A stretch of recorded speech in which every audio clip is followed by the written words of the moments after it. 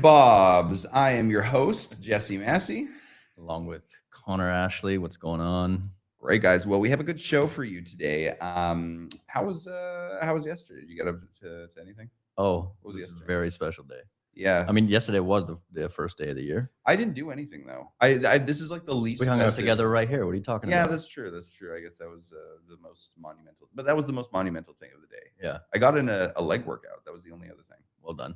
Yeah, thank you. Yeah. I'm finally trying to eat like the proper amount of macros without going out to restaurants all the time. Mm.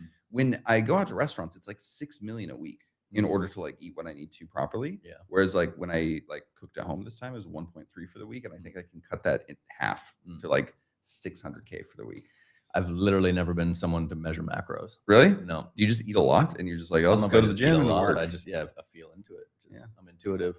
Yeah. I roll. I'm not. My intuition is, hey, I'm gonna get a burrito at like 11 p.m. That's my intuition. There you go. Makes me run into problems. So Yeah. today we're gonna touch on a bit of a theme, what we were talking about yesterday, and it's from this great article that Connor found. Yep. The name of the article is "Curiosity is Compound Interest for Your Brain." Connor, without us going through, Yeah. even though it is worth, like, if you're listening here at home, it is worth going through. This is by a guy named Nuri Janian. Yeah. Nuri Janian. You can find him on X. It's a bit of a long one, but It's a bit of a long one. What's the main takeaway from this article? I mean, I feel like there's a few takeaways depending on where you're at and like its applicability to you. So I definitely think it's a good read. I would recommend checking it out. It's like the opening line of like curiosity compounds is compound interest for your brain, right? Everybody wants to get compound interest in like the financial world, but we're not looking at it as much in terms of our own internal operating system. And what it's making a case for is that AI right now in this age of abundance is putting us in a position where we're going to be we're losing our curiosity because we're not having to actually work through problems and figure out solutions on our own, because now we just AI gives us something, we like hit it with a prompt, we take that next and then we send it right back and just start creating this recursive model that's like a brain outside of ourselves, right? And this is something that's I just found super powerful because it's in a way trying to encourage people to get back to a state of focus and like removing distractions and allowing us to actually sit with whatever the issue is that we have going on or something that we're trying to create, right? So there's like the creativity loop it's like this, right? A question lodges in our mind, something we're trying to solve, right? And then you face it and then you flip it over and then you try one approach to try and solve it and then see if that works or not. And then you take another angle, flip it over again, start to keep trying to find different ways to bring more light to whatever it is you're trying to bring forth here, right? And in that, I've found that when I'm talking to people about the businesses they're running or the ideas that they want to develop and bring forth, the people that have the highest level of curiosity in what it is they're doing, they're the ones that actually can move through the obstacles. They're the ones that create better products, because if you're not curious about the product or the solution that you're trying to bring forth to the market, it's you're just not, you don't have that life force, you don't have that like energy coming in to really drive something meaningful. Yeah, I think one of the big takeaways that I got from this was because we have access to ChatGPT now. Yeah. It's made creativity sort of infinitely accessible, and it's no longer the type of thing where you have to kind of use your, like, the only thing that you have in order to access creativity is your own experience. It's sort of like sitting down at a slot machine and being able to like pull a slot and then just kind of seeing what comes out. Yeah. And I think the important thing here is that in order to use AI effectively, and I don't think most of the population is here yet, and I think this is even deeper on like a philosophical level, people view technology as above them. They view it as the thing that's going to come and like just take care of their entire lives for them. Whether or not that ends up being the case is kind of, and neither here nor there for the purposes of this argument. But if you interface with ChatGPT in that way, where ChatGPT is just giving you the best answers, the thing that seems to be coming from that is like AI psychosis, right? And I don't say that lightly. Like that's why ChatGPT, OpenAI hired that head of preparedness Yeah. because they've gotten so much flack. Yeah. And there's an open lawsuit against them about this guy who ended up killing like his family and himself, or it wasn't himself, but ended up killing his family because ChatGPT, he was like, hey, like, I feel like I've discovered like the secrets of the universe. And because ChatGPT is so sycophantic, it just gave him what he wanted to hear. So again, when you're utilizing ChatGPT for creative work, you almost have to have the good taste built into your exploration with ChatGPT so that you can kind of sift through what is good and what's shit. Because again, it's totally fine that you're using it as a slot machine. That's how we all use it. Yeah. But you have to be able to determine when it's good and when it's not so good. Mhm. And the nice thing is when you see that it's not so good, you can literally say, hey, it's not so good. And then it starts to reorient its answers towards what it is that you want to see. But again, the only way for that recursive loop to work for you in a way that's positive for you or your professional life or even personal life is you have to have the good taste and a solid sense of self where you know that what it is that you think is better than whatever is coming out of your screen. It just what comes out of your screen might happen to be right and like turns on a light bulb and you're like, oh, that's good. And then you go down that path instead of just being like, oh, like ChatGPT is always right. Yeah, exactly. And then again, with that, whenever you get out of it, right, your own level of curiosity to see, hey, is this true? Right. Filtering through your own understanding and then also the ability to go actually search beyond that, right? Find other ways to actually verify if what you're getting out of the slot machine is something that's real. When if you were a young person who was like growing up in the age of ChatGPT, where like just it's sort of like when we grew up in the age of Google, right? Did you ever have that that phone number in Canada? We thought it was the craziest thing since sliced bread when we were like 5th grade. We all were like getting phones for the first time, just like these little like brick Nokia phones. And we could text the number 411 or some number star something. Yeah. And we would you could ask it any question and you would get the answer back. And we thought it was like magic. And they were correct answers, right? But what I just found out a few weeks ago actually, was that when you text someone, there was actually someone on the other side of the line and they were just using Google to look up the answer and they just texted it back to you and it would charge you like 10 cents per answer kind of thing. So my question is just like, how long would it take to get that answer back though? Few seconds, Really? like 45 seconds or whatever. Big team there. Yeah, no, they must, I mean, they must have been making bank, right? Like 10 cents per answer. It was insane. Okay. But my point is this: for young people who are growing up in the age of ChatGPT, I'm sure older people were asking the same question to like about our generation, like when we were growing up with Google. But this especially, how do you develop the ability to discern and develop good taste on your end if ChatGPT is infinitely accessible to you? In my mind, the best way to do it is to like read books, but that might sound a little bit old fashioned. I'm wondering if you have any thoughts on that. I don't know if I have some other little drop of wisdom to pull out of you know. How did you develop your wisdom? It's kind of by doing as well. Reading, it's reading, it's doing, it's like, but I mean, writing as well. Like if you like after you've done some reading, right? Like I mean, yeah, this is another layer of like conversation to get into where it's like, what is consciousness in a sense, even like what are our, but like, I don't want to go down that route, but like, are we actually creating the thoughts or are we only interpreting what the thoughts are? Right. Yeah. Because when we're reading, it's like we're downloading information from somewhere else. Right. Just so you know at home, we're both working really hard to not let this podcast go into like our own schizo ways. Yeah. We've like had like specific conversations like behind the scenes where I'm like, I need to stop.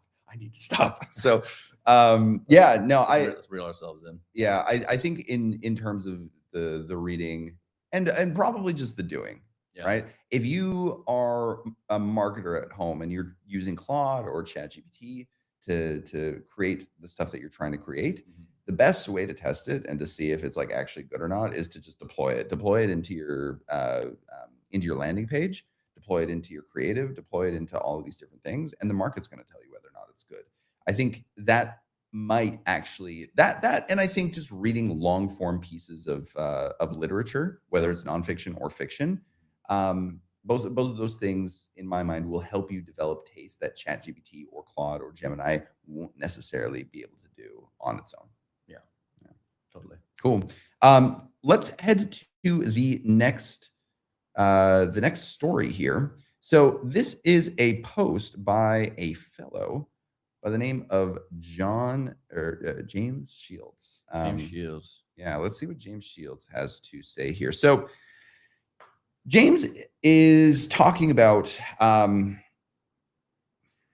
trying to think of like a good way to frame this. The reason I want to talk about this is because when it comes to selling things in the market, I think most people, when they're entering ecom, they think most of what they're going to do is in the realm of B2C. And if they're going to do B2B, I feel like most of them target like SMBs, small to medium sized businesses, between like $1 million to $5 million. Yep. And as I wouldn't even say that. I think most of the guys probably they probably go in, and because like they just feel like they don't have the experience, there's imposter syndrome, they go into B2B targeting much smaller customers.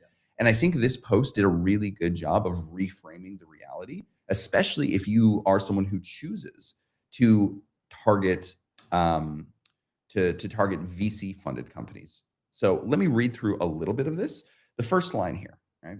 Companies that just raised funding are legally obligated to spend it. Not joking. If a startup raised a Series A or B, they told investors exactly what the money is for.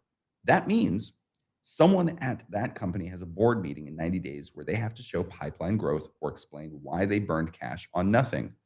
Crunchbase.com shows every funding round. Filters Series A and B from the last 60 days. These companies have fresh capital, pressure to show growth, and a CFO watching every expense. Final thing that I'll read here, because I don't want to read the entire thing, is this last part here. So these companies, the psychology is perfect. They have to spend on growth. They have to show results fast. They have to justify the raise. So again, if you want to use this methodology to actually find those type of clients and sell to them, great. But I think the principle behind this is most important. I think most people, again, most of these young people entering the market think that they have to only target kind of smaller businesses because that's all they're qualified to do. Yeah. But earlier this year, I need to think about how to say this actually. Okay, I'll say this. I sold my short form content system to a client here in Southeast Asia. Right. And it's a good system. It's what I grew my previous brand on. It allows you to put out 600 pieces of content per month in less than 2 hours of your time each week. Now, the thing that I'll say here is my pitch probably wasn't the strongest realistically. And yet I was still able to sell that client on 10K for like 45 days worth of deliverables. Right. Yeah. And the thing that I realized walking away from that deal is, through our conversation, they said they were VC funded. And I started to think to myself, oh, I wonder if like they're obligated to spend that money. And then I realized that they were.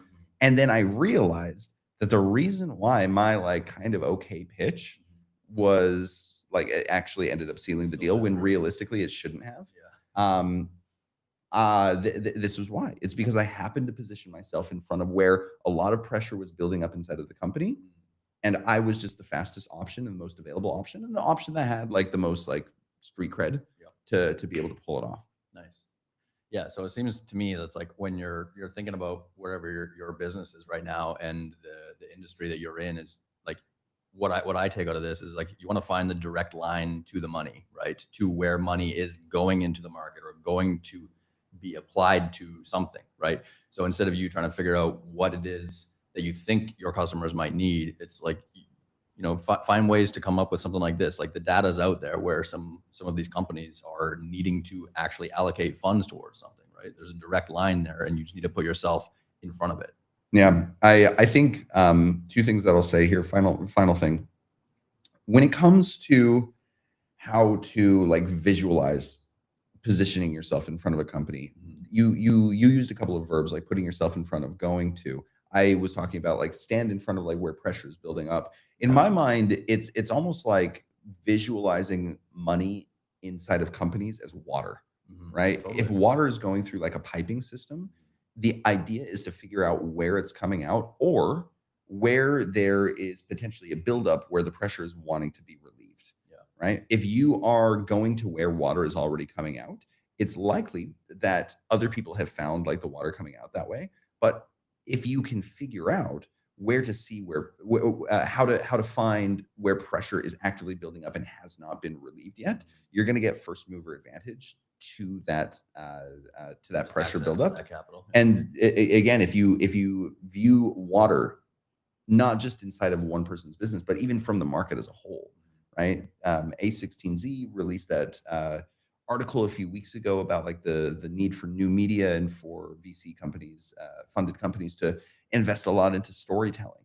That was a signal to the market. Hey, look, this is where the pressure is building up, and this is what people need to go out and build solutions for, because VC funded companies are not usually well suited to do this internally. So most of the time, because they have that money to spend, they go and contract an outside agency to do it. But the more you work with these agencies, the more you can realize what you like, what you don't like, and then you start building it internally. And if you're the person who can go and help these companies build that internally, that's an example of kind of seeing where the pressure is building up, going in and relieving the pressure. Totally. Sucking them dry. Yeah. Find where the heavy flow's at. Yeah. Those are the last two examples of how water could work. Was our bad. Okay, continuing forward. I thought this one was interesting too. Did you select it? Oops. Yep. Thank you. So from here, if we open this one up, this one is from a guy named Alessandro Palombo. I wonder if you take this, because you've actually been on the road longer than I have. On the road. Yeah. So this is just the idea of like, hey, if you're looking to start something, I think a lot of this is becoming more and more, I think, commonplace, where people are considering leaving the US or leaving Canada or leaving the UK or whatever to kind of go live in Southeast Asia. But this post is talking about the UAE versus Thailand and some of the pros and cons. I think instead of reading the entire thing, the main takeaway here, at least for me, was that if you are looking to go and really bootstrap something from nothing and you're kind of working with limited funds, Thailand, Southeast Asia is a good place to do it. That depends if you're someone bootstrapping something. Yeah, if you want to go in on your own and you're going to like build something together, absolutely. And there's a lot of people in the VC world that would say no, like just suck it up and get into Silicon Valley or get somewhere else where, like, in a city where there's a lot more actual money flowing through, right? Rather than like Thailand, where maybe it's a little more touristy, right? UAE, on the other hand, has that. They have more of that, like that capital that's ready to be deployed into the different, into startups, right? And again, something you talk about here a lot is like geolocation arbitrage, like in a sense. Yeah. I personally haven't actually spent any time in Dubai or in the UAE. Have you never been at all? I've flown through many times, but you've never even visited? I've never actually gone and hung out. Yeah. Oh, interesting. I haven't had such a draw to it. I've had people tell me I would love it. There's pros and cons to everything. I've heard people say it's a little bit more of a soulless place, but it depends the energy that you want to have there. But I don't, it would be less likely to maybe get scammed there than you would in Thailand, where, like, I remember every time I roll into Thailand, it's the taxi driver tries to get me to charge me extra before he drops me off in my hotel, and I'm like, bro, I've been here like I don't know how many times, and why is every time there's like some old little grandpa that tries to get me? But but it is if you have a limited capital and you're trying to get something off the ground, absolutely consider going to some of these places, because like Thailand has an absolute, like, a booming digital nomad hub of or early stage entrepreneurs that are out there trying to build projects, and you can live less, you can hire or live for a lower cost, hire people out. Yeah. In my mind, if you're just getting started and you're doing sort of the non-traditional, like Y Combinator pathway, or just trying to bootstrap in the US, in my mind, there's no better way to do this than to do Southeast Asia first in order to like really conserve funds. The thing that you're going to run into here is you're going to be a lot more limited with like networking. And it's not that there aren't other people doing kind of interesting things, but everyone's kind of either doing their own thing, or they're doing things at a very low level, or they're doing the real expat thing where they're building like brick and mortar businesses in like Bali. Yeah. And at least for me, all three of those categories of people, like they're really interesting to talk to, interesting to make friends with, but like it's sort of limiting in terms of like trying to find a co-founder, or kind of limiting in terms of trying to like really build something from scratch and getting people to like buy into like a shared mission, because most people who are doing the Southeast Asia thing are going to kind of like explore, kind of going to just sort of like almost unplug from the matrix, I guess you could say. Yeah, yeah. And it's a little bit difficult that way. But if you can manage to utilize the low cost expenditure and to be able to like really go to a place like Bali or Thailand, or even like Kuala Lumpur, Vietnam, and like turn 8 months worth of runway in the US into like 4 or 5 years of runway out here. Maybe that's an exaggeration, maybe 3 or 4 years. Depends how you play with your money. Yeah. But be able to turn that into real runway out here. And then once you have properly built something, then going to a place like Dubai, UAE, in order to be around all of the money moving around, or even, going to a place like Silicon Valley. Yeah. This recommendation right here is talking about splitting it, right? It's what he gets to basically is, hey, don't necessarily go post up and like actually live in Dubai, but yeah, spend like 90 days there for compliance, if you want to set yourself up with zero tax, for the networking opportunities. Yeah, obviously when you hop back and forth, part of the thing is taxation. I'm still a U.S. tax resident though. Like the way that works is no matter where I go in the world, I pay U.S. taxes. I know it's a little bit different for Canadians. Yeah, different for a lot of people other than the U.S. Yeah, I mean, there's other countries trying to follow that path. I think Australia is like starting to try and do like global taxation. Yeah, it could be. Yeah. No, it's a bit of a pain. But point being, I think when you're first starting, even though like most of the like guru influencer videos that you see are all in Dubai, if you're not in a place where you can sustain like 2 to 3 years worth of runway in Dubai, then find somewhere else in the world where you can sustain that, and where like if you go to a co-working space, you're still meeting interesting people who are probably at your level. Yeah. When you're starting out. Yeah, you're not completely isolated. Yeah, exactly. Okay, going on to the next one. This one is by a gay. Sorry, YJ Stacked. I did not mean to call you gay. I apologize. This is by Yasas, and I think it's probably prudent that we take a look at the post that he is reacting to.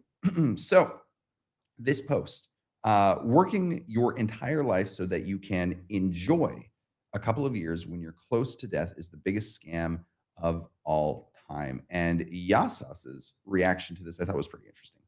This is exactly why financial literacy is important. The real scam is pretending the system is unbeatable instead of admitting it's a skills issue. Living paycheck to paycheck in the age of infinite free information, is straight up refusing to level up. I'm going to stop there because I think that kind of encapsulates the entirety of the tweet. I'm curious, what do you think about this? Do you think this is true? Do you think this is overstated guru talk? What are your thoughts? I feel like it's, it's not something that you want to, I mean, how do I say this? People do have a very hard time trying to grasp that there are, like, when they're inside of like, let's call it the system, right? Mm-hmm. And they only know one pathway or avenue that they can follow to actually get to retirement, or they're following the path that's already laid out for them. To find or see something on the outside of that it is challenging. I don't know how to describe it, but I've experienced that so many times myself, where for me it's obvious, like, hey, yes, we have the opportunity, any one of us in a sense, to go gain financial literacy, to be able to take control of our own financial situation, to create a higher level of freedom and independence on a global scale. And with that awareness, it's like, it's obvious for me, but somehow when people are inside of it, they don't see it, or they see it but they don't want to acknowledge that it is there, because if they did acknowledge it, then they would have to acknowledge that they ought to make a change, that they're like really need to transform something in their life. People don't want to do that. Yeah, I think I would approach this statement from maybe two different directions. The first one is very much in the realm of what you just did, right? I remember being back in Salt Lake City, and just like for like a year and a half, when I first started getting into digital marketing, I was talking to people about this. I was like, oh, did you know that you can like Like people like travel for free. I was thinking about that content creator who I used to work for here, Yeah. his program or whatever, and people would be like, "Oh, that's just a scam." And or I would be talking about like what it is that I was learning, what I was trying to launch online or whatever. And again, I was in the musician community, maybe not the best community to like float these ideas in. To start talking business. Yeah, but everyone just generally thought that I was kind of crazy, that I was just like sort of losing my mind. And honestly, in a lot of ways, I have to say it was really gratifying when I was able to, number one, make the move to Bali, and number two, be able to like just start my own thing with my own brand and like be significantly more successful than anything these people have ever done. And that's a very petty of me to Mhm. say, but at the same time, like I cannot, like I really empathize with guys who are back in their hometowns Yeah.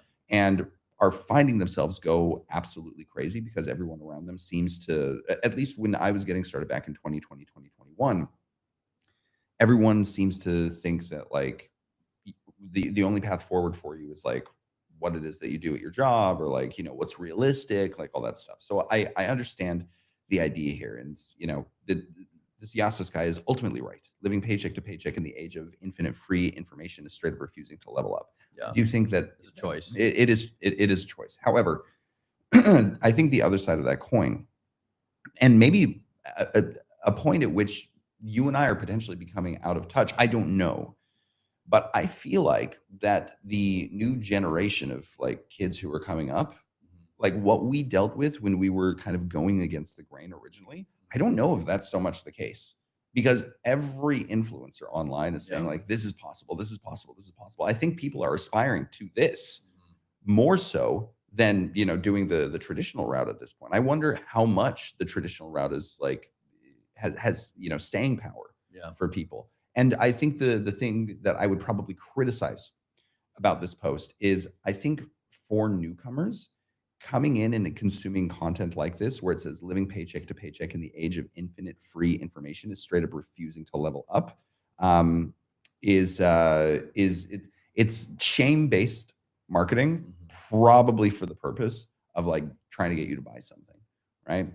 Likely. It's not There's a good incorrect amount of there's a information. good amount of people out there who are sharing it for that point and purpose. That's why Yeah. they're marketing. That's why they take the time and effort to go write some of these things up. It's not always because they just want to actually share value or bring a perspective into the play.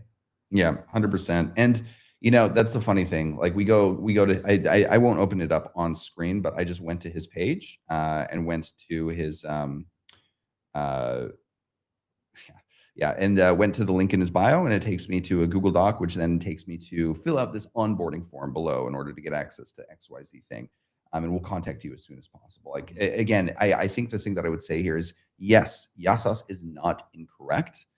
This life is definitely possible for Yeah. you, but don't consume like if you're at the bottom, don't consume content like this thinking that like there's something wrong with you Yes. because you're not getting this shit done.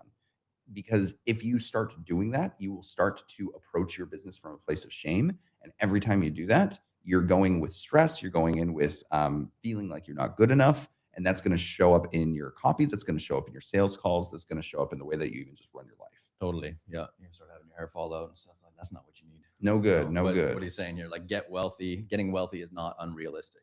Yeah, True. that's true. Absolutely. Like That's true. you got to pick and choose when you're looking at some of these things. You got to grab what is like, okay, that's not serving me, right? Some of these statements, as you're saying, the things that make you feel guilt or whatever it might be, don't hold on to that, right? Find the things that actually do serve you and can align you with what it is to be on the other side, to be where you actually want to be. And getting wealthy is not unrealistic. That's one of them. Yeah, for sure. I know we keep always coming back to this, but what you're good at, what you like doing, and what people will pay you for. Sometimes finding out what it is that you like doing genuinely, not just like, I feel like sometimes people confuse what they like doing with what they like getting recognition for. Mhm. And when you follow some sort of guru's advice, and let's say you just like hunker down and do it, you're like, fuck it, I don't care if I like it. Or maybe you don't know enough to figure out whether or not you like it, but you get some results and you feel like you have to like continue doing that, even though the more you learn about it, the more you dislike. Same exact thing. Yeah. Don't come at this from a place of shame where if you don't have that money coming in, then like you're not good enough, you're like not useful to your friends or whatever. Like figure out what you genuinely like, what you enjoy, not from a place of shame, but from a place of just like genuine, like genuine like enjoyment for life, right?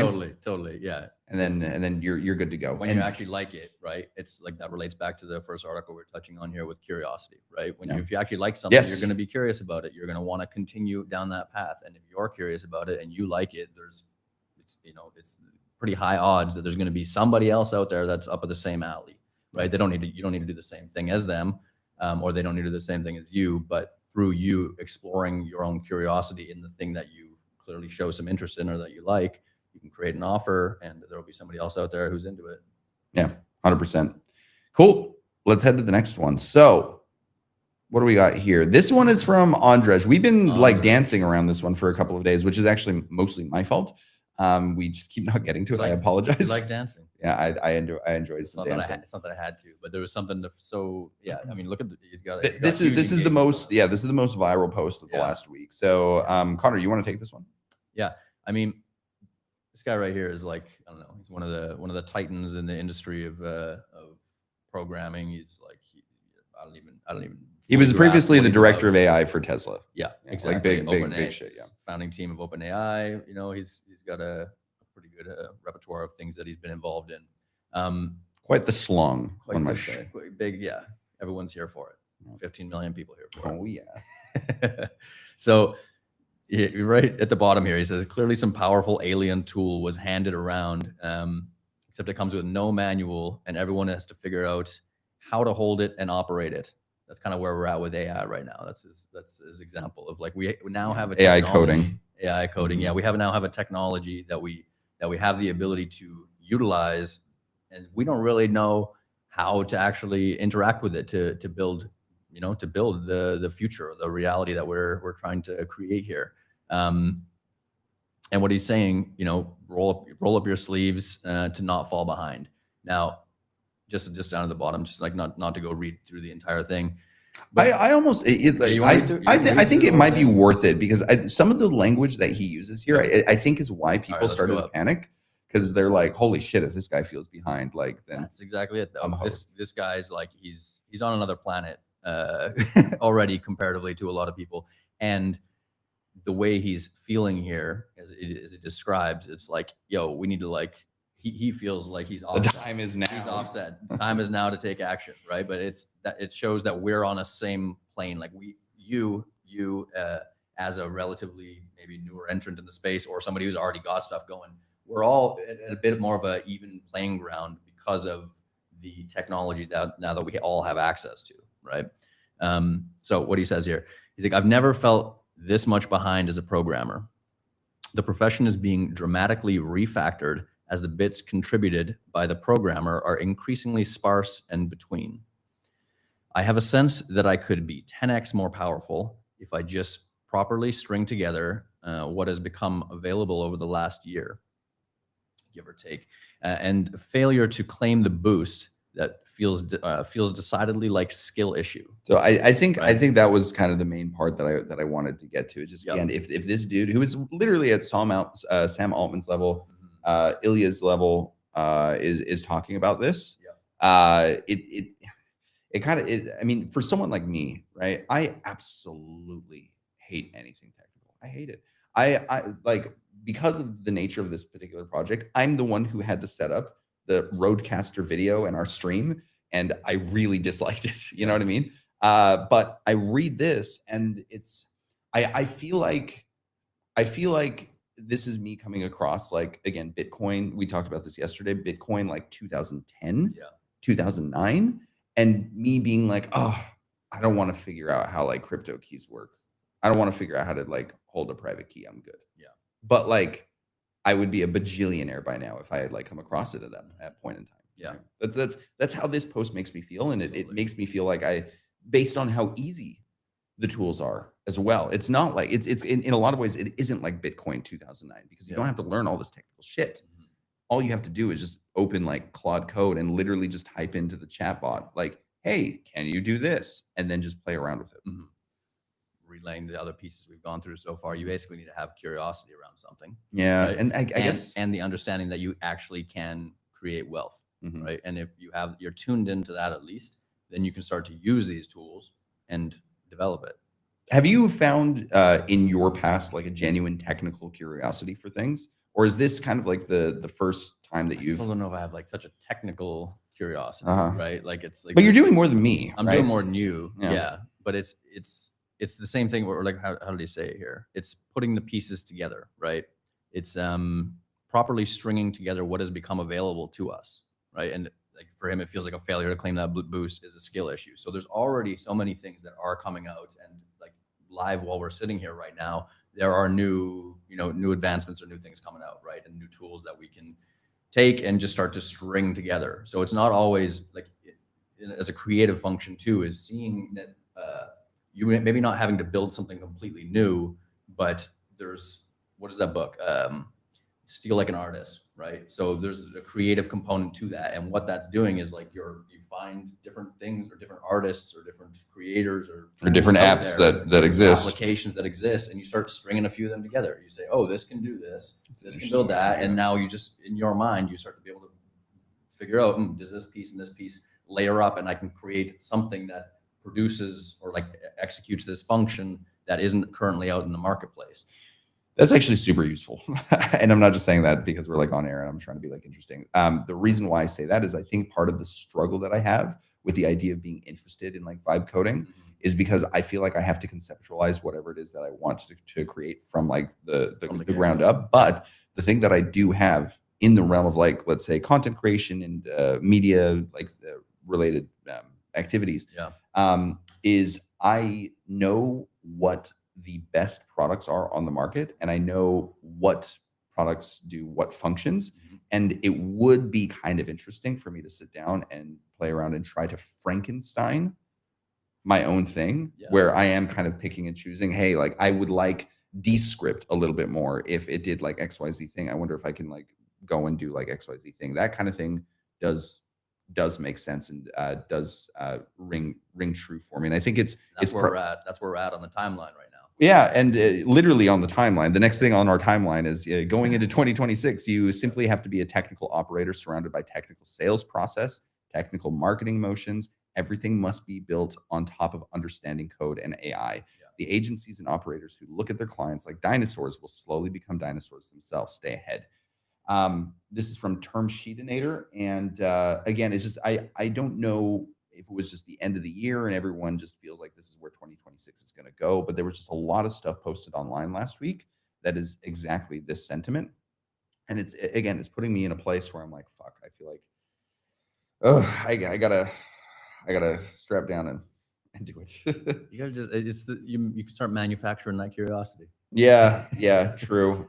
And here's the thing though, I do have genuine, and I only say this out loud so that you can maybe frame this around where you're potentially coming from, where you might be like me, you're not interested in like the technical side of things, but you are maybe interested in the operations side of things. I'm very interested in operations, making sure that people are doing things in the most efficient way possible in order to be able to have the strongest output.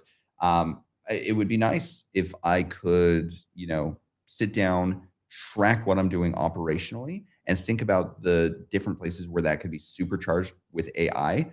Go and find some existing tools in the market, figure out what I like about them, what I don't like about them, and then come back to the vibe coding at the end of that and take care of all of it there. Yeah. String it together. So on that note, the next thing here is this. And again, I'm just going to say right from the get-go, I don't know what Claude SDK is. Do you know what Claude SDK is? SDK? Yeah. Software developer kit. Okay, cool. This is great. This is why I have him. I wouldn't know any of this. So, and then you bring some of these guys into the room with us, and I'm gonna be like, and then I'm you. Perfect. That's okay. I'm you at the table. That's okay. I'm that's fine. You're gonna find on the show that like our changing relationship to like the info in front of us and the people in front of us is going to change based on the person that we're talking to. So, McKay Wrigley, this is one of the bigger players in the space when it comes to vibe coding. He's kind of the big guy on YouTube, on X, on I think even Instagram and TikTok, doing a lot of the work. Him and Riley Brown are the two that I think are doing the most work. But his recent post, the Claude Agent SDK will do for knowledge work in 2026 what Claude Code did for coding in 2025. I can't read the rest. Can you read it? Yeah. Oh, yeah. Yeah. Want to live in the future? build your own agents with it, with Claude Code. Oh no, with Claude Agent SDK. So build your own agents with it. You'll have a personal magic tool belt that the public won't have for another 6 to 12 months. It 100% feels like personal AGI. Yeah, that's crazy. So getting back to what this guy's saying, he's handing you AGI. You should be watching McKay closely. All of the parts are there, and I don't know anyone better organizing them. Again, Yeah. McKay is and Riley Brown are kind of the two main guys here. What are you building?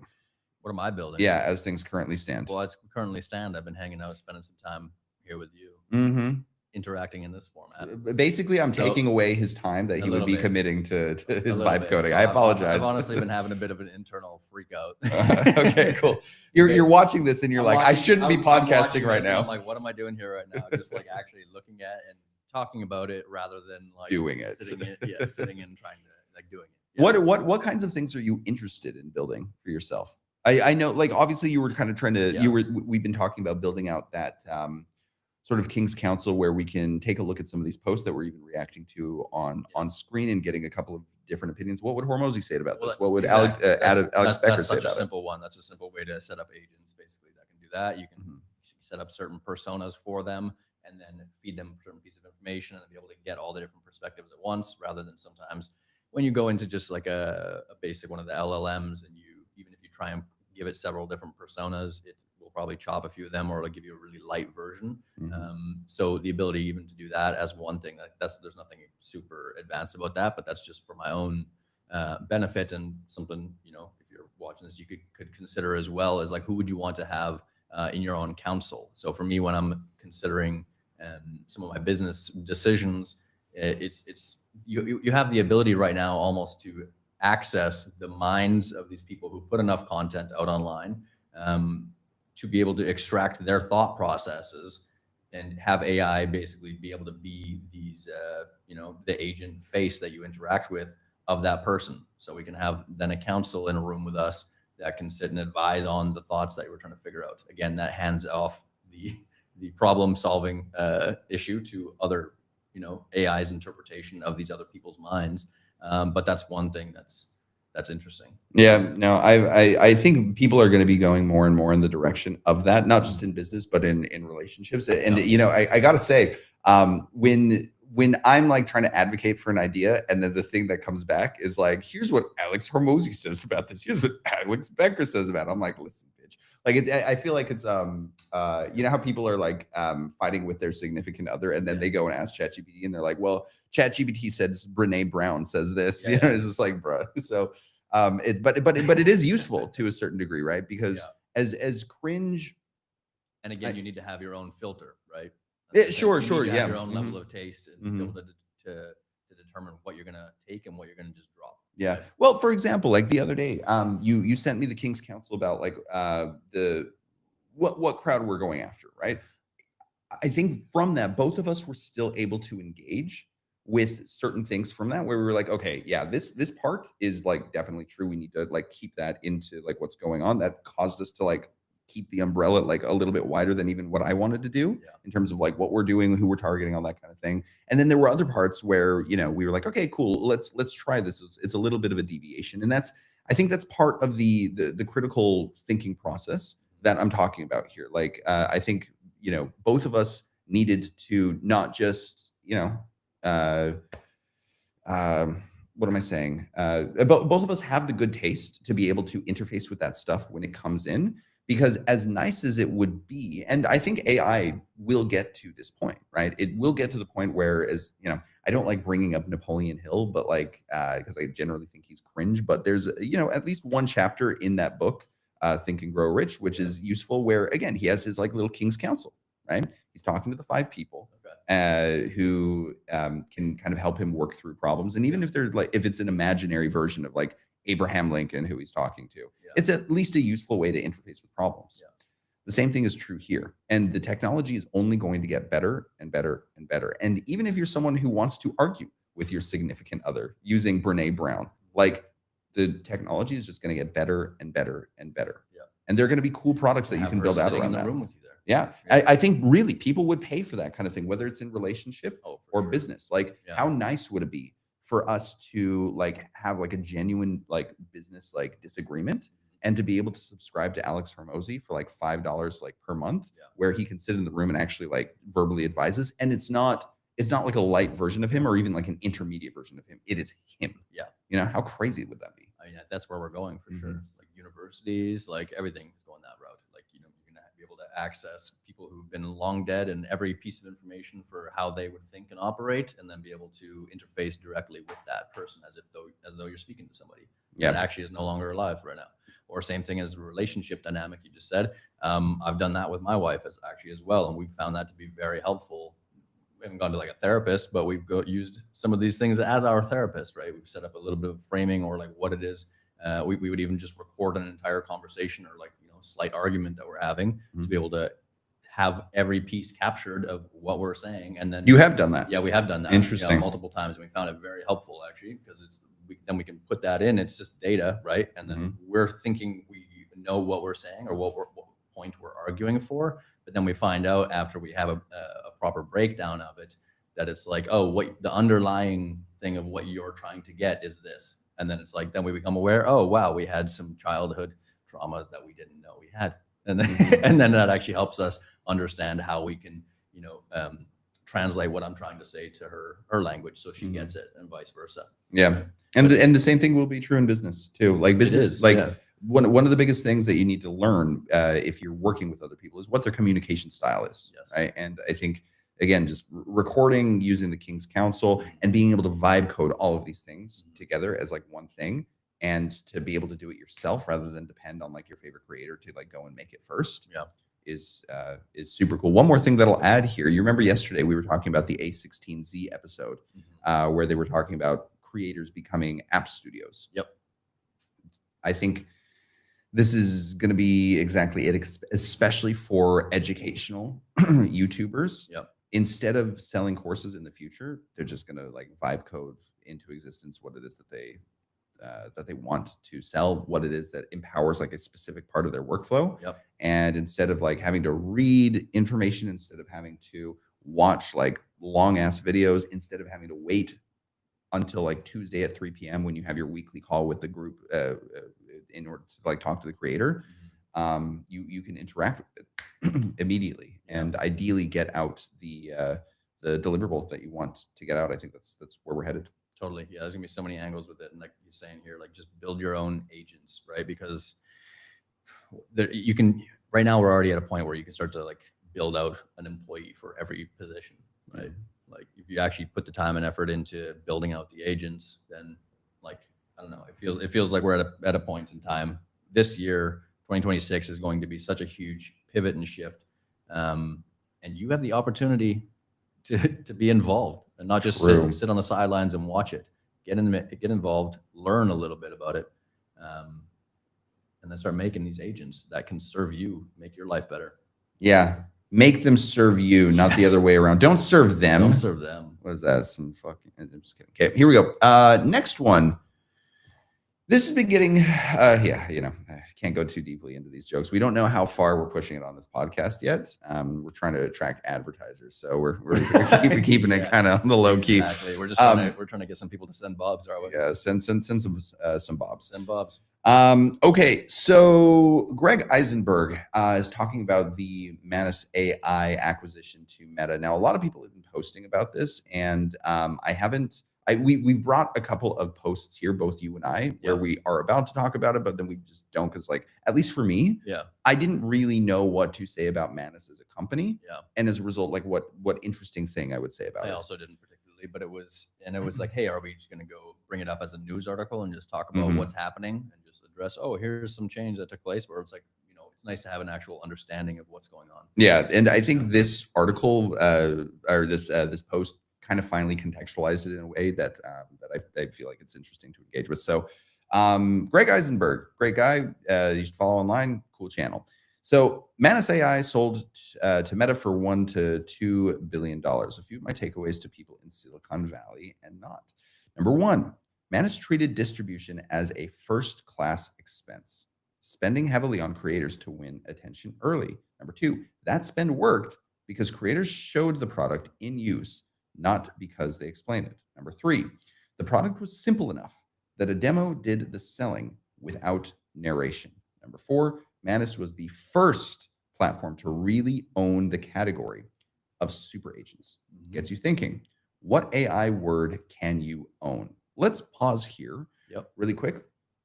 I thought it was interesting that Manus's approach to all of this was them treating distribution as a first class expense. Usually when you go to start marketing something, Mhm.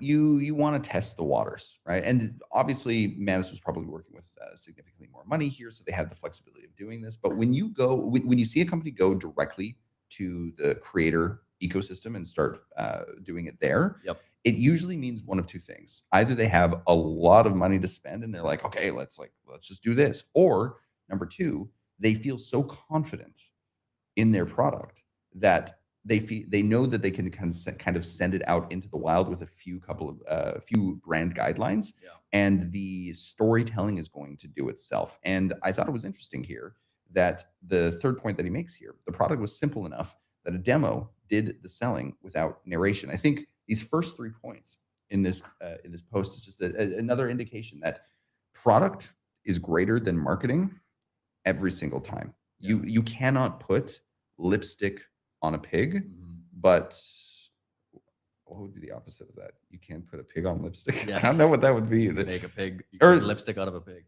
Yeah, or No. something. Yeah, you can pull lipstick out of a pig. Who knows? But you understand the point, Yeah. right? Like product is greater than marketing. Which is interesting from my own perspective. I don't know if you had actually interfaced with Manus at all. I remember I signed up. I don't know how it came about, but I signed up on like the wait list for it, or like before they had actually gone live and launched it. And then when they did go live and launch it, I was like, oh, obviously excited to have access to it, and then to be able to start, trying to use it and actually interact. But then I found the first little bit, and it could have totally been a skill issue on my end, and that could have, would have. Andres Karpathy thinks it is. He thinks it's a skill issue. I'm going to say everything. We'll boil everything down to, if something didn't work, it's not the application. It's me. It's the skill issue, right? This is our own depression playing out on what camera. I'm doing. Yeah. Sorry, continue. But it didn't really work for me. Uh-huh. Right. I mean, that could have again been when it first went live, because I was on. When did it go on the live wait list. in the year? Well, yeah. Was it like mid-year kind of thing? I don't remember when it was, to be honest. Okay. It was the start of this year, or like mid last year. Okay. I don't remember. I have to look. I don't remember when that was, but I do.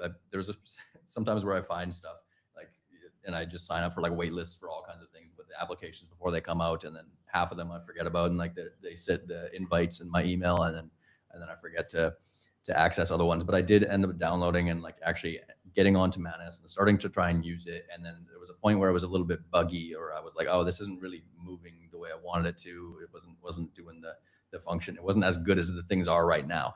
I haven't used Manus at this moment, so at this moment it's probably awesome. I would assume it's doing very good. Otherwise, Meta probably wouldn't have acquired it. But yeah, that was just from my own experience, just to relay that there. And then I didn't go back to it. Yeah. Yeah. Well, I think a lot of these, like for example, the day that ChatGPT Atlas came out, I was actually pretty stoked about it. I downloaded it and checked it out. And the reason why the main reason why I didn't stick around with it is because I could not integrate my Nord VPN password widget into it, which means that I would have to like manually type in all of my passwords everywhere. And I was like, I'm not doing this. So I just got rid of it. Yeah. But I think the fourth point in this might actually kind of explain why potentially, like, let's say worst case scenario, Manus is still not like the greatest application of all time. Yeah.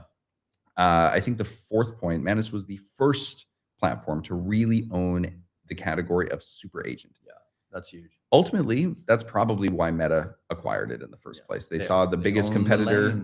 Yeah, they saw the biggest competitor to something that they ultimately care about, and they were like, look, let's just acquire them. And I think that I don't know. The way that I feel about this is maybe one of two ways, and maybe this is me kind of blowing smoke out of my ass too. Could be, but I wonder if a lot of these acquisitions that are happening in the market is just happening because of the AI bubble. A lot of money is like flowing into the market. The AI craze is accounting for half of GDP in the US. Those numbers just came out a few weeks ago. And as a result of that, is everyone just sort of looking to acquire and sell and like invest in like all of these different things just because like they're afraid of like falling behind whatever that means. And everyone's going to experience a bloodbath on the other side of things? Or is this the type of thing where this is genuinely part of Meta's long-term vision of having super agents do like XYZ thing? In my mind, for this particular acquisition, like I think there are a couple of very clear ways where super agents integrate into something like Meta ads. You know what I mean? Like being able to like I think really. one of the main things I saw that I don't know if they mentioned it directly or there was a correlation of them talking about integrating it into obviously Instagram in a way to be able to have inside of Instagram, users can go ahead and like just direct or create have their own agents go and start, executing on things autonomously for them. Yeah. That would put ManyChat out of business. Yeah. Like You know, like the exactly entire what a like lot of- automation Yeah. like DM thing would be gone, be done. Yeah, and that's kind of I won't go down that aspect right now, but another with the AI bubble, that's just also another super interesting conversation to get into because people keep talking about this AI bubble, and I'm like, I don't know how I feel about that particularly. It feels a little bit as though that's, there's likely a misallocation of capital right now in some of the main or like early these first movers, right? Because it's like, hey, some of the major players right now, so they get all the capital, right, surged into them. But realistically, we're like not even like 1% into where we're going with AI right now. So I don't see that being like a bubble particularly. Yeah, I think when I am using the term bubble, I think it's probably just that like a reset of the market is coming. I think when you look at all of the other like economic indicators or whatever, like people, the gains from AI are not being translated into like the general populace. And I don't think anyone really, except Michael Burry, really knows how one necessarily affects the other in a way where things kind of come crumbling down. Yeah. But even with like the .com bubble, it's not that like the internet went away. I think you're right. We're not even 1% into like AI at this point. Probably we're like 4% into the internet, even like 25 years later, right? Like this is the absolute beginning of the history of these technologies. But whether or not there's going to be a reset in the market where, the realities of like the economics of like the general everyday like American starts to catch up with like the craze of like AI development. Yeah. Like I feel like that probably will come. Totally. Yeah. There's some systems that need to be restructured or some things that need to be reset. We got silver that's been absolutely pumping lately. Yeah, I saw that actually. Strange. Yeah. I was thinking about just wearing all my silver jewelry around. Oh yeah. Yeah. Well, let's keep going with this a little bit. So with number 5, once attention was locked in on Manus, revenue followed quickly because the value showed up immediately. Again, reading this makes me almost want to go and play around with it because even with like ChatGPT. You gotta, man. Yeah, I mean that's the point of the show. That's the point of the show. Again, dude, like I'm realizing the show is going to force me to start like actually using this stuff. Exactly. Let's go play. We gotta experiment. We gotta vibe code. We gotta, bring some curiosity into it. I'm so happy about this. Just like being like begrudging curiosity. Okay, begrudging. Number 6, Meta probably paid 10 to 20x revenue for speed, momentum, team, and mindshare they didn't have to build. Not insane. 7, Manus proved that owning the user relationship matters more than owning the underlying model. Because again, with this, they're not developing their own frontier model. This is essentially a ChatGPT wrapper, right? Which is the next point. I guess GPT wrappers aren't useless after all. Number 9, Manus's browser operator feature was an aha moment for millions. Watching your AI actually browse the internet and take actions for you was a game changer and went super viral on social. Did you use this element? Yeah. And it would just get stuck at certain places? Yeah, exactly. I mean, I found it a little bit unimpressive. I mean, that was right when it came out. So where it is right now could be functioning very differently.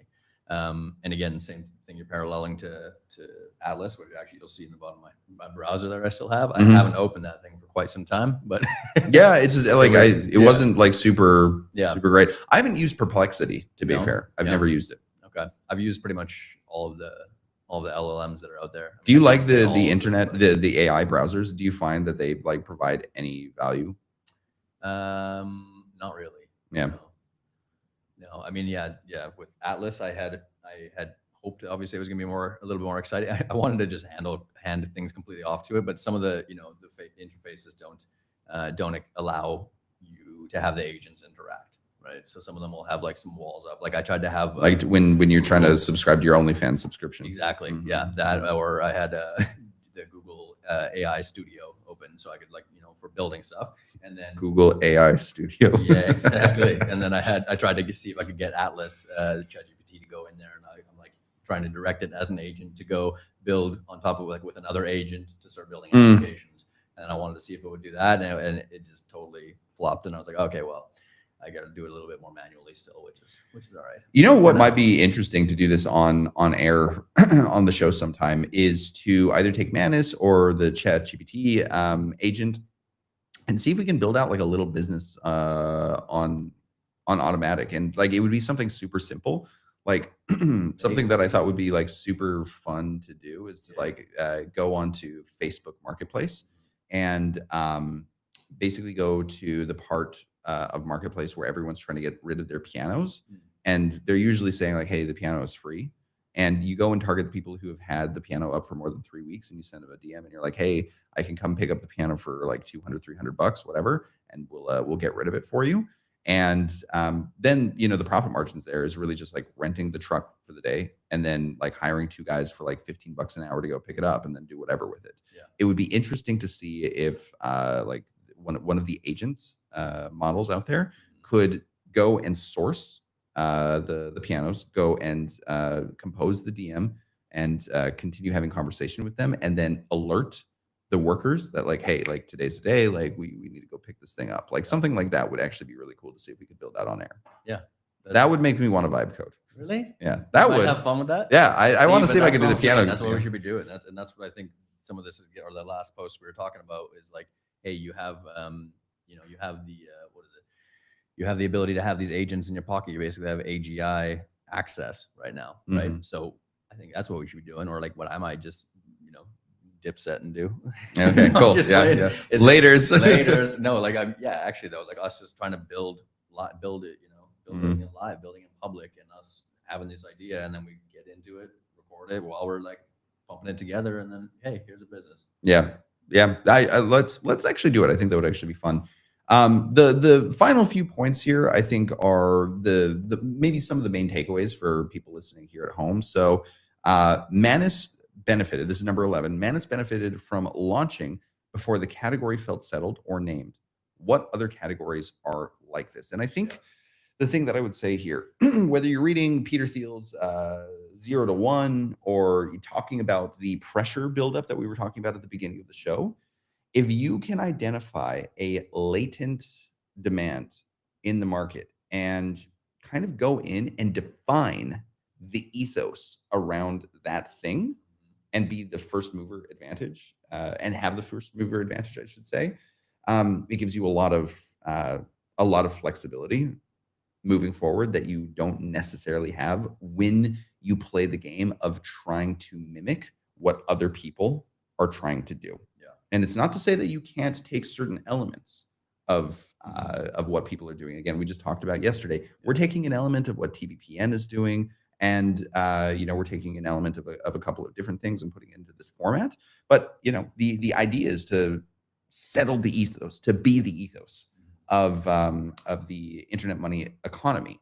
And I think even with something like that, if you are in a place in your life where you care more about being first mover rather than thinking about, okay, I need to make money in like within 2 months or whatever, try and think ahead, because examples like Manus, examples like TBPN, maybe examples like us once we graduate from unknown into intermediate from that chart that we were playing around with yesterday, are all examples of people going and actually doing that, and getting pretty large returns on the back end as a result. But you have to have the good taste to be able to identify what is pressure building up in the market and how to appropriately meet that pressure. Yeah.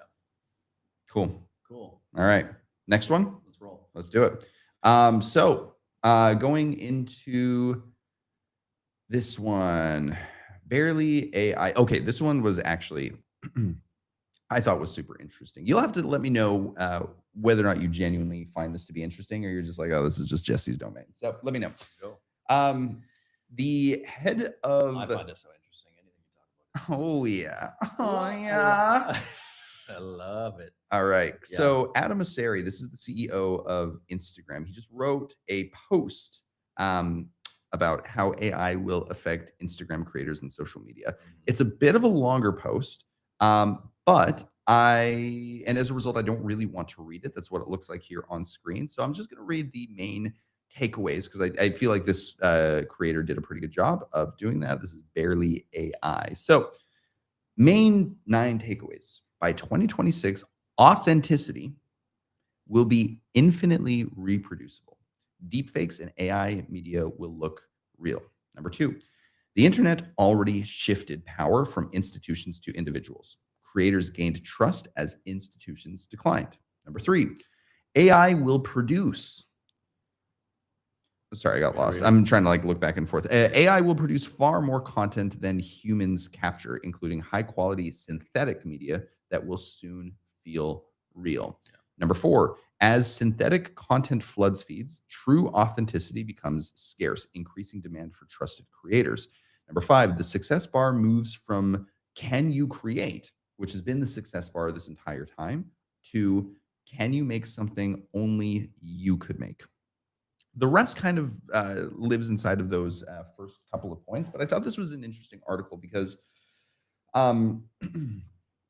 I think the way that, and this is part of the reason why I didn't really want to, I had to be mindful about how I spoke about that VC client earlier this year, is the way that I was using AI to script a lot of things for other people was ultimately going in the direction of what I think this CEO is advising against.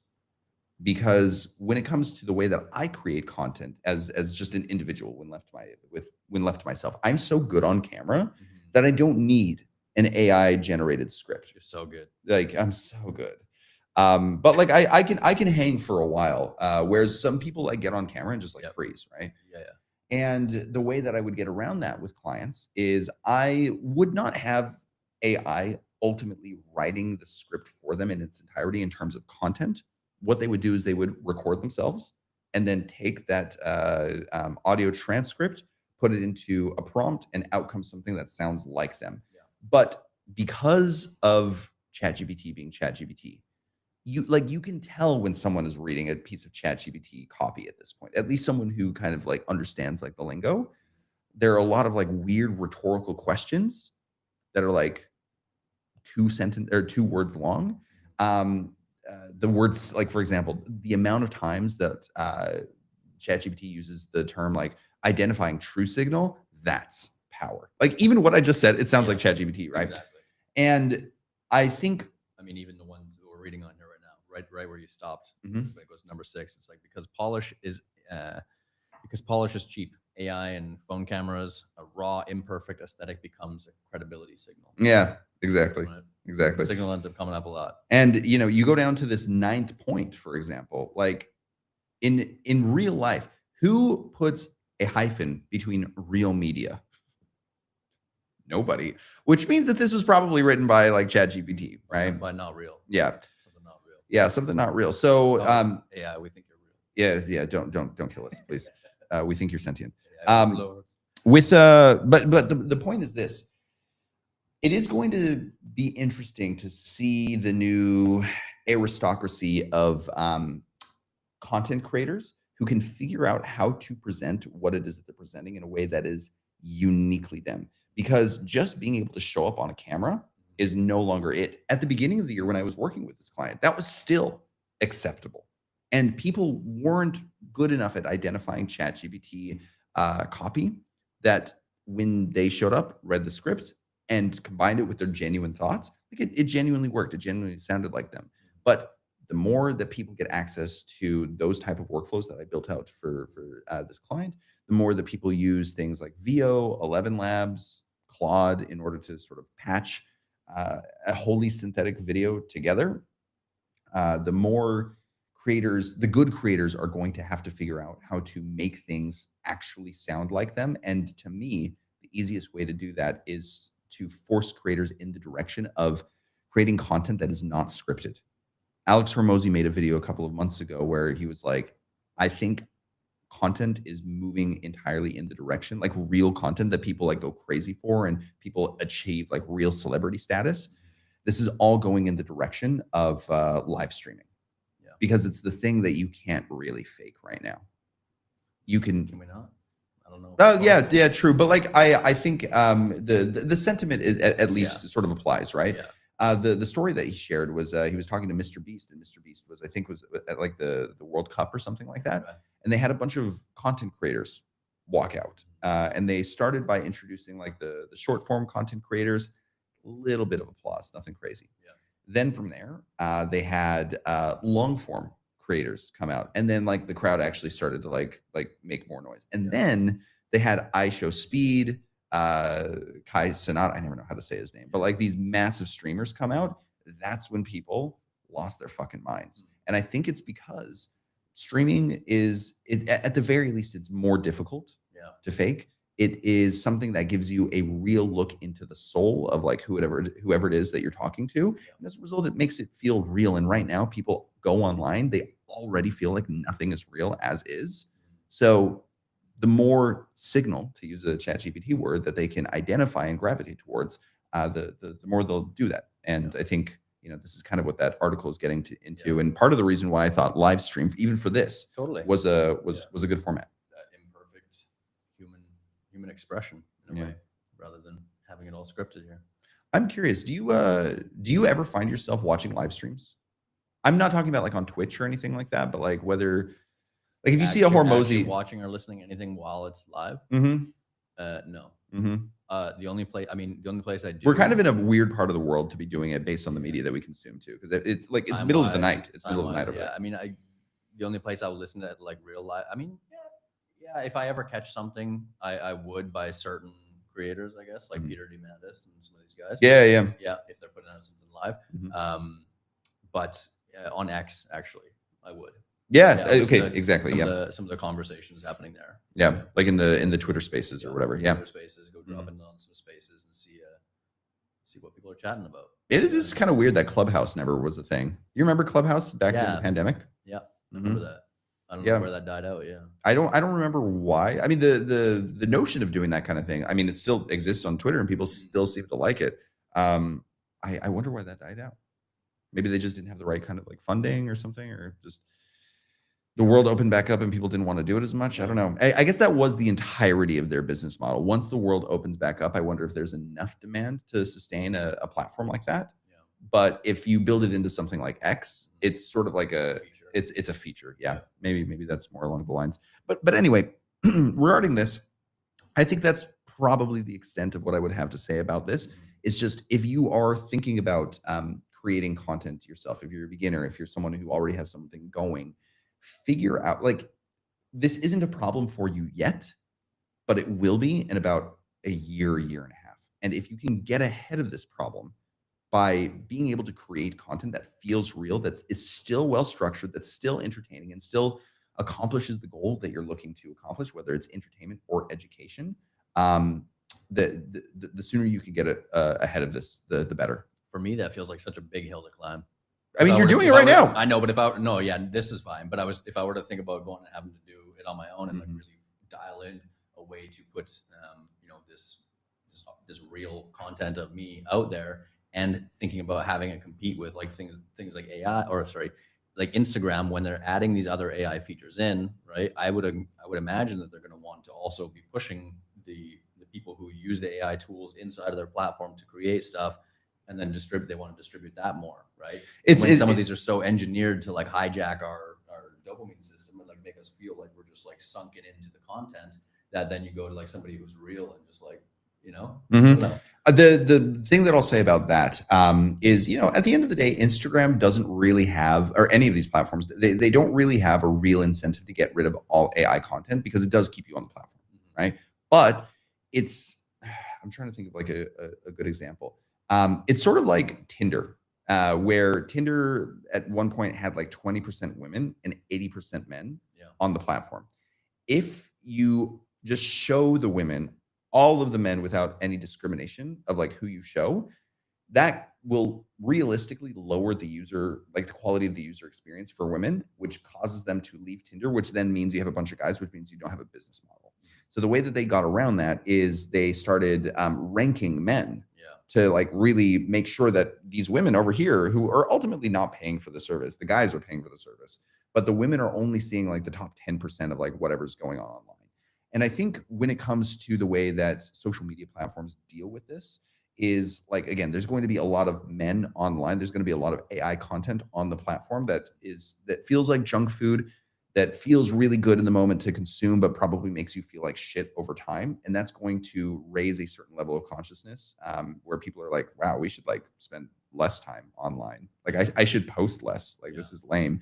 And what that is going to do is put real creators in a position where, you know, again, people gravitate towards that because at the very least, it feels real. It feels like eating broccoli as opposed to like Cheez-Its. Something wholesome. Yeah. And I think there's something that he mentions here in this article, which I thought was interesting.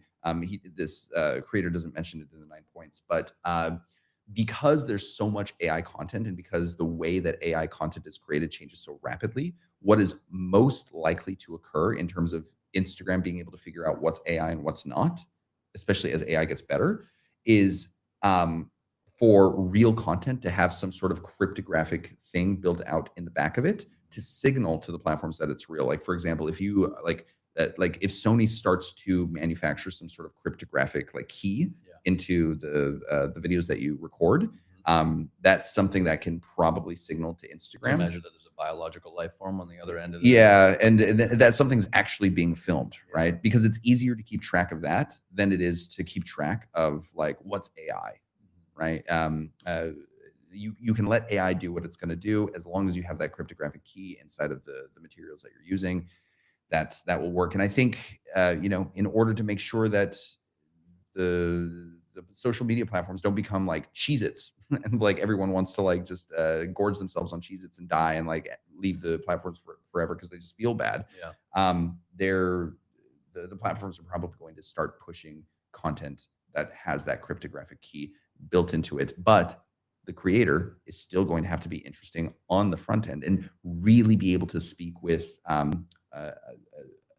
feeling that makes them feel like a real person rather than like, in this video, we're going to be talking about blah, blah, blah, blah, blah, blah, blah, right? Like there's just a different feel to it. Yeah. Which is arguably kind of how we're starting all of our live streams. Maybe we should rethink that in this. So we have a great show for you today, folks. So yeah, we maybe do something a little bit more organic. What? Wanted to be a news channel. Yeah. That's broadcasting. Today on Entertainment Tonight. Anything else? We're all making money. Anything else on this? You feeling good? Yeah, I think it's, I mean, that transitions to the next one. I think where you're talking about some of the human pieces, right? Am I wrong? Oh yeah. Okay, Gary V, stop talking. GV. Okay, so I'm gonna wait for this to. Oh shit! I'm gonna have to like restart this. Sorry guys, we're still figuring out tech. It's okay. We're all friends here, right? Right? Well, you still got it offset. That's okay. Oh yeah. Well, half a. Oh wow, it's super offset. What the hell? Yeah. Okay, yeah, it's good you caught that. I was about to like super press play. Okay, this was a video from Gary V. And as usual, Gary V has interesting things to say overall, but some of the stuff that he says is just without the proper context. It's not useful. So I want to fill in some context. Yeah, sweet. Before you hit play though, scroll a little bit on it if you can. Jesus. You know what I mean? Yeah, like that. So at least maybe you can see like the captions of what he's saying. Oh, but you see how I'm doing it and it like goes down automatically? Auto pulling it? Oh, okay. I don't know. This isn't a declaration. Oh, no, you're getting something else there. Okay. I think I think I can I think I can hold him here though. Like if I keep my fingers on the trackpad. I'll do that. Okay, guys. Like I said, we're gonna figure this out. Yep. Give us time. But here we go. Let's take a listen to this. Biggest point I'll make, spending working media dollars, media, on any piece of creative that hasn't been validated successfully by getting organic reach in one of the 7 platforms is actually grossly negligent, yet 99% of the working media next year, the trillions of dollars you all spend, will do exactly that. And I believe the companies that start to figure out what I just said will continue to gain market share, refurbish their brand equity, become relevant to more consumers to actually drive their business. And the ones that still think 3 people in a room can come up with the big idea, Okay, the rest is fine. That main point at the beginning was what I want to get at. And honestly, this is also going to be good for us to go back and see if that audio actually captured. We will see. Time will tell. The thing that I wanted to talk about here is there is this notion, and this is something that I've said to clients over and over and over the last like probably 2 or 3 years. But there's a lot of benefit if you are an absolute beginner to posting content online and only putting ad spend behind content that has already proven itself in an organic context. Because if you've done it in an organic context, it signals to you that it's a good piece of content. Whereas if you put a shitty piece of content into a paid ads ecosystem, you're going to have to pay a lot more in the auction. It's not going to get as good of results. It's just not going to be as good of a plug. But the thing that I feel like this leaves out for someone who's a little bit more sophisticated, and something that I've really been coming around to lately, is that like the perfect video for paid media versus the perfect video for an organic algorithm are 2 very different videos, because one is interruption-based marketing and one is ultimately entertainment or education. Okay. So, for example, if you're going into Meta ads or Google AdWords and you're automatically and you're trying to target people who are intent-based with their searches, or are at the very least more open to the product that you're selling because they've already signaled on some other website that they're looking to get that, you can really start a video by saying, are you the type of person who struggles to sleep more than 3 hours a night? Well, then XYZ mattress is the mattress that you want to try. You can do that in a paid ads ecosystem, and you can't really do that in an organic context. Because if you were to do that same video in an organic context, you would probably say something like, oh my God, my back is killing me the last couple of months because I cannot get a mattress that like does what it needs to. But I just came across one of the like best mattresses I've ever like blah, blah, blah. Let me show you. The 2 are very different modalities of communication. One is direct response marketing, which is just like, okay, we're going to start with the problem. We're going to basically treat this like a landing page. Here's the social proof. Here's this. Here's that. Here's objection busters or whatever. Whereas one is a piece of entertainment.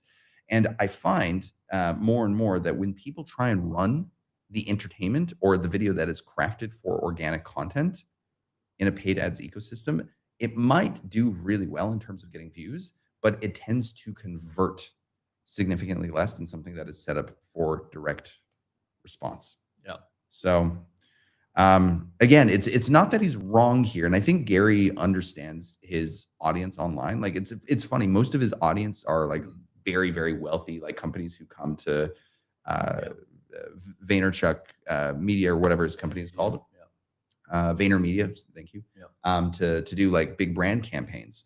And I don't know if he would necessarily give this same advice to these large enterprise clients. I think here he understands that most of the people who follow him are absolute beginners, and that's why he says it. But stuff like this makes me wonder whether or not people are contextualizing their advice for the audience that they know is in front of them, or if they are just genuinely saying what it is that they think.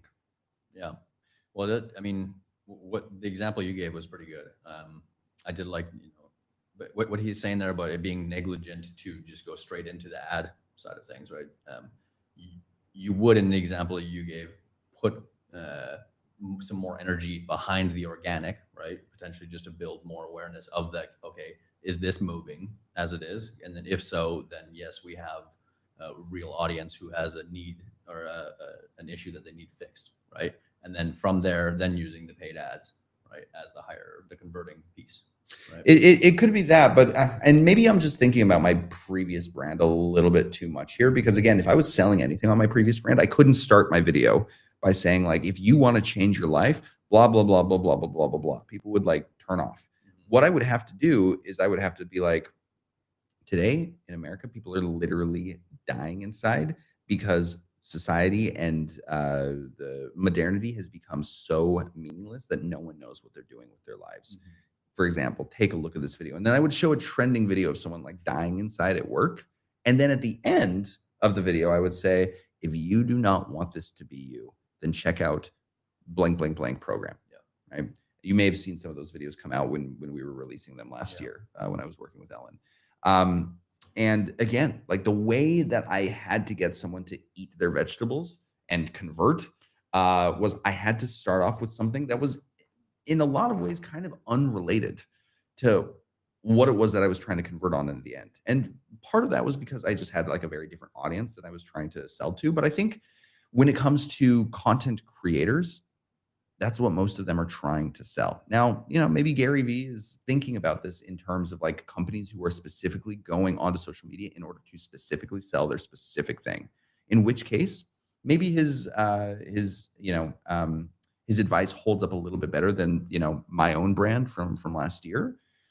But even so, it's just, I feel like I'm coming around much more to the idea that the perfect paid ads video is just never going to be the perfect like video that is set up for massive virality in organic context, which makes that advice kind of null and void. Yeah. I don't know. Yeah. So it's maybe something to think about at home. Keep that in the back of your mind. It's just, are you approaching paid media and organic media differently, or are you trying to fit both into the same whole? Because Gary Vee told you, if you're trying to do that, consider different approaches. You may get better results. Shall we go to the last post of the day? Yeah. When you were just talking about this, though, I was considering this other article, or not article, the other this Google release that we were considering touching earlier. Yeah. So I think I can pull it up here. So Connor shared a post by Neil Patel, who we all know have known for 15 years. Let me pull this up here. Neil Patel. Yeah, there it is. So this guy. So he's talking about a new release or something came out from Google that I was unaware of, I guess because it's new. And Demand Gen. Yeah. So when I read through this and trying to understand what it was, I was like, I didn't know what it was. I didn't really have a full grasp, and I was like curious about it because it seemed as though there was something about how you're able to target people before they search something, is what it was saying. And I was like, I don't fully grasp what that means. But if you can grasp what it means and you're more intellectually sound than I am, and you actually get it, you may have an advantage over other people who are not using this yet as a new tool. Yeah. In the ad space. I think maybe this is a way that the ad platforms are trying to solve the friction that I was talking about between organic and paid. Mm-hmm. For example, Andromeda from Meta Ads came out with something that kind of threw a lot of advertisers for a loop earlier this year. Yeah. It's very similar to Demand Gen, where right here it says, this is in search.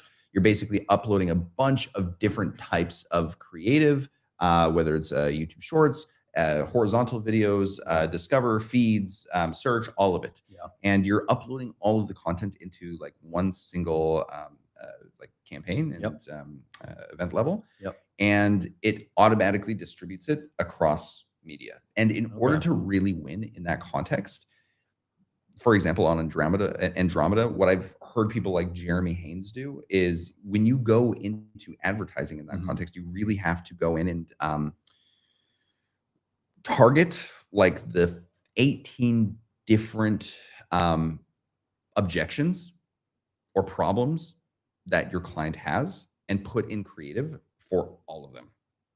And to do so, not just in like a short form video format, but in horizontal, in long form text, in short form text, in carousel, in static image, all of these different things, so that the ad network can figure out what to do and what is going to be the optimal spend for you.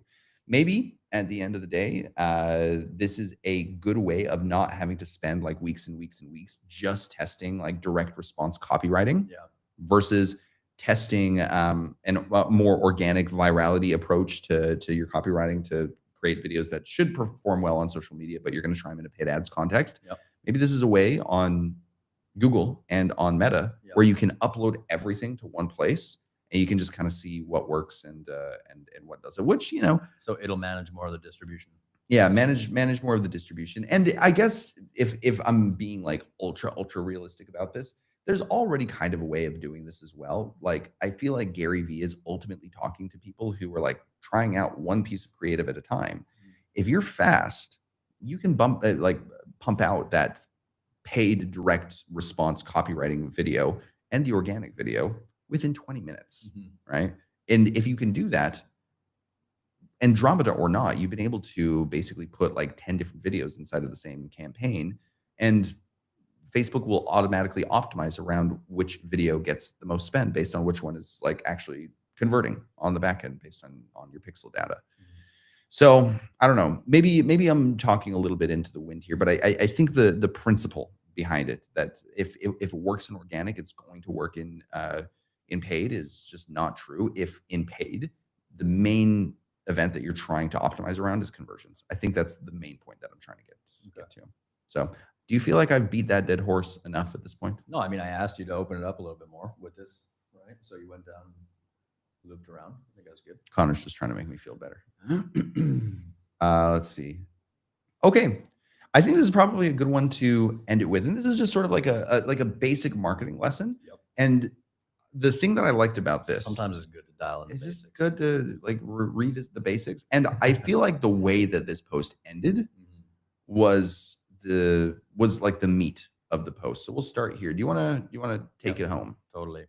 So nobody cares about your product. In fact, your product is an obstacle. It has a cost. It takes time to learn. It is a necessary evil in the way of them getting what they really want. But everybody cares about their own quality of life improving, right? The day you understand this framework is the day you understand marketing. So what this guy is essentially getting at, his name is Hayes Dev _, is that, I don't know if this was actually his though. I feel like I've seen this out on many. I mean, it might be his. I feel like I've seen this. is it a Nintendo property? I might have. I mean, it could be Nintendo's property. Yeah. I think I saw this like Don't see a year or this. a couple years ago, even Okay. Yeah. as an example. But I just came back across it and I was like, wow, this is a good refresher of the basics. Yeah, no, it's basically the idea that most people, when they go into marketing, they talk endlessly about their product. And if you're trying to do this in an organic context where you're trying to build a relationship with the person on the other side of the lens, if you're trying to build a community around what it is that you're doing, do not talk endlessly about your product. Tell customers how awesome their lives will be after using the product. You want to sell the outcome, not the features. Exactly. Yeah. And if you're using this in the sense of vibe coding, or if you're considering it, right, you're trying to build something, you want to put together an application and then bring it out and actually sell it. As much as you might be super excited about stringing together all the pieces that you did to construct what is your now application that you think is superior to other things in the market, the person that you're selling it to actually only cares about what it does for them, right? They don't need to know all the functions and pieces of how it's operating. That's not the sexy part. Yeah. When I was selling that system that gave people 600 videos a month in less than 2 hours of their time each week, I found part of the reason why I honestly think I should not have closed that deal is because that's the way that I sold it. Because you were excited about the function, the functions and the features. What I should have done is I should have been like, look, do you guys want to be the only player in your space that anyone knows anything about? If so, then like this is what we do. I shouldn't have talked about like how many videos there were. Like I could have added it as like sort of like a footnote. But yeah, I mean, and it's hard, right? When you Yeah, sit 'cause- down and really think about all the features, you're excited about the features. Yeah, you're like, wow, I designed this whole system. Yeah. But it's ultimately not what people care about. Again, just going to the end of this this post one more time. Nobody cares about your product. In fact, your product is an obstacle. Like the idea, and this is part of the reason why I had a hard time selling it after these people who had just like money that they had to spend. They were legally obligated to spend it. The reason this was hard to sell is because when I told someone, hey, like you'll make 600 videos a month in 2 hours of your time or less each week. The thing that they did not hear was 2 hours of their time or less. They heard 600 videos and they were like, holy shit, that sounds like a lot. I don't really want to do that. And as a result, again, my product was an obstacle. The features were an obstacle. It wasn't a feature. Yeah. So again, it has a cost. It took time for them to learn. A lot of these guys had never learned to be on camera. Me describing like how great my formatting is in terms of making sure that they're like really comfortable on camera or whatever causes them to ask the question, holy shit, I have to be on camera, instead of just driving home the idea that like they are going to be the only people in this niche that is a household name. Yeah, we're gonna put out so many good pieces of content that you own it. You own this lane. Yeah. So again, don't talk about the features. Talk about the outcome. Anything else that you want to send the good people off with here today on this beautiful Friday, I guess Oh. afternoon at this point? It is Friday for us. Yep. Send them off with something. You got something fun? I don't. No. No. No. I was trying to think of something fun that I'm going to do over the weekend. Here we can go play. No, I'm just kidding. I'm not No. doing that. Yeah. Okay, cool guys. Well, Yep. good cast. We're going to see you again on our Monday, your Sunday night. I should never say that again. No, you should It's never going to be say your it again. Sunday night. Who knows what day? Yeah. The days are all mixed up. Yeah. On where you are in the world. That's just going to confuse you. We'll see you Sunday night, your time, if you're in the US. It's a man-made construct. Yeah, there you go. Ha. All right, cool guys. Well, we will see you next week. In the meantime, stay frosty, and we will see you mother effing soon. Yep. If I can figure out how to stop the live stream. Remain curious. Remain curious. Go find a few things and string them together. Yeah. All right. Yep. Cool. Later, guys. Ciao.